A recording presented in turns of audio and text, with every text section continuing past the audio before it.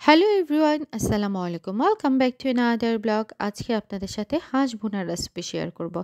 তো শীতকাল আসলে সবার ঘরে ঘরে হাঁস খাওয়ার ধুম পড়ে যায়। চিতই পিঠা, চালের রুটি দিয়ে ঝাল ঝাল হাঁসের মাংস খেতে সবাই পছন্দ করে। আমার শ্বশুরবাড়িতেও হচ্ছে গিয়ে সবার ভীষণ হাঁস পছন্দ, যদিও আমি পার্সোনালি হাঁস খেতে পছন্দ করি না। তো আমার শ্বশুর একটা বিশাল সাইজের হাঁস নিয়ে এসেছে। আনফরচুনেটলি আমার হেল্পিং হ্যান্ডটা অনেক অসুস্থ। ও হচ্ছে গিয়ে বেশ কয়েকদিন ধরে এমনিতেও আসতে পারছিল না। বাট হাঁস তো আমি জীবনে কোনোদিন কুটি নাই, বাছি নাই। তো কি করব? সমস্যার সমাধান করার জন্য আমার হাসব্যান্ড তো আছে। সে মাশাআল্লাহ আলহামদুলিল্লাহ অলওয়েজ হচ্ছে গিয়ে মানে কাটাকুটা জিনিসটা অনেক সুন্দর করতে পারে। মাছ, মাংস থেকে শুরু করে খুব সুন্দর সবকিছু কাটতে পারে। তো ও ২ ঘন্টা ধরে বসে, বসে ধৈর্য সহকারে, কিন্তু হাঁস বাছা অনেক কষ্টের কাজ। তো ওইগুলো সুন্দর করে সে আমাকে ক্লিন করে, কেটে, ধুয়ে সবকিছু হচ্ছে রেডি করে দিয়েছে। যারা ভাবে যে মানে আমি অনেক রান্নাবান্না করি, সেটা কিন্তু সবাই ব্লগে দেখে। বাট একটা সিক্রেট হচ্ছে আপনাদের সাথে শেয়ার করি। আমি হচ্ছে গিয়ে কুটা, কাটা, বাছা এসব আমাকে দিয়ে হয় না। আমি রান্নাবান্নাটুকুই করি, কারণ সবাই আমার হাতের রান্নাবান্না খেতে অনেক বেশি পছন্দ করে। সেজন্য আমি রান্নাবান্নাটা করি। তো আমার হেল্পিং হ্যান্ড যদি নাও আসে, আমার হাসব্যান্ড মানে ও যদি হাতে সময় পায়, আলহামদুলিল্লাহ আমাকে অলওয়েজ সবকিছু কেটে-কুটে দেওয়ার ট্রাই করে। তো সবকিছু কেটে-কুটে দেওয়ার পরে হচ্ছে আমি এটা মোটামুটি বিসমিল্লাহ বলে বসিয়ে দিলাম। আর নরমালি হাঁসের মাংস সবাই যেভাবে রান্না করে, আমিও সেভাবে হচ্ছে তেলের মধ্যে গরম মশলাপাতি দিয়ে একটু ভালো করে ভেজে নিয়েছি। তারপরে একে, একে আদা বাটা, রসুন বাটা সবকিছু দিয়েছি।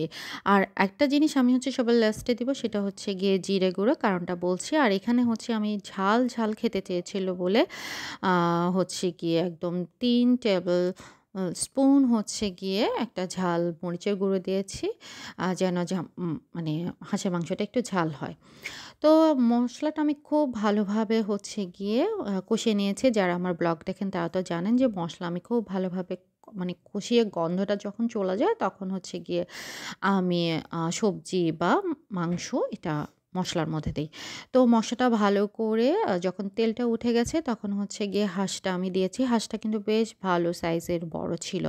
তো আরেকটা সিক্রেট আপনাদের সাথে শেয়ার করছি, সেটা হচ্ছে জিরে গুঁড়িটা একটু পরে দিবেন, গরম মসলা গুঁড়ো যেটা সেটাও পরে দিবেন। কারণ হাঁসের মাংস অনেকে রান্না করলে কালো, কালো হয়ে যায়। বাট আলহামদুলিল্লাহ আমি যখনই হচ্ছে হাঁসের মাংসটা রান্না করি, আমার কালারটা সবসময় অনেক সুন্দর আসে, যে কারণে আমার শ্বশুরবাড়ির লোকজন খুব পছন্দ করে হাঁসটা খেতে। আমি লাস্টে হচ্ছে এখানে গরম মসলার গুঁড়ো, জিরা মানে টালা জিরাটা ভাজা সেটা দিয়েছি। আর হচ্ছে গিয়ে মাংসের মসলা দিয়েছিলাম। এটা আমি নরমালি দিই না। আমার শ্বশুর নিয়ে এসেছিল বলে আমি একটু এখানের মধ্যে ইউজ করেছি। বাট টেস্টটা খারাপ হয়নি। ওরা বলল ভালো হয়েছে। তো এই হাঁসের মাংসটা আমার কালারটা একদম আমি নরমাল যেরকম বাসার মধ্যে মুরগির মাংস বা গরুর মাংস রান্না করি কালারটা সুন্দর আসে, ঠিক হাঁসের মাংসটাও আলহামদুলিল্লাহ আমার ওরকম কালারটা সুন্দর আসে। বাট অলওয়েজ আমি চেষ্টা করি নারকেলের দুধটা দিতে। বাট এবার একদম সাডেন নিয়ে আসাতে প্রিপারেশন ছিল না বলে নারকেল বাটা বা নারকেলের যে দুধটা ওইটা দিলে আরও বেশি মজা হয় হাঁসের মাংস। তো গরম, গরম রুটি, চালের রুটি, মানে চিতই পিঠার সাথে খেতে তো অসাধারণ লাগে। আর প্রত্যেকবার হাঁস রান্না করার পরে আমার শ্বশুর, আমার হাসব্যান্ড বলে, "তুমি খাও, তুমি খাও, হাঁসটা অনেক মজা হয়েছে।" বাট আমি মানে ওদেরকে আসলে খাওয়ানোর পর যে ওদের যে তৃপ্তিটা দেখি, সেটা দেখে আসলে ভালো লাগে। কিন্তু আমার হাঁসের মাংস খাওয়া হয় না। তো লাস্টে হচ্ছে আপনারা জিরে গুঁড়ো, গরম মসলার গুঁড়োও দিবেন। তাহলে দেখবেন যে হাঁসের মাংসের কালারটা কালো হবে না। That's it for today. আল্লাহ হাফেজ। অবশ্যই একটা লাইক, কমেন্ট দিবেন। আর যদি ভালো লাগে অবশ্যই একটা শেয়ার করবেন। আল্লাহ হাফেজ।